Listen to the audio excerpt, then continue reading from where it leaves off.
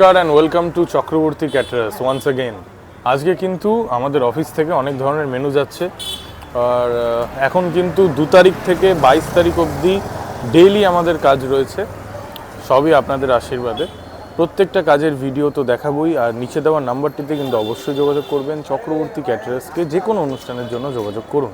মেনুগুলোর মধ্যে দেখিয়ে দিই, ফার্স্টে কিন্তু এখানে রয়েছে শুক্তো, সাদা ভাতের সাথে শুক্তো, আর তারপরে আছে হচ্ছে কাতলা কালিয়া।